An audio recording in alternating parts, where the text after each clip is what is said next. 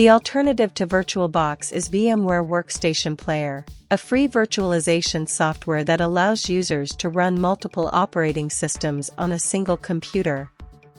It offers good performance, seamless integration with the host system, and support for 3D graphics acceleration.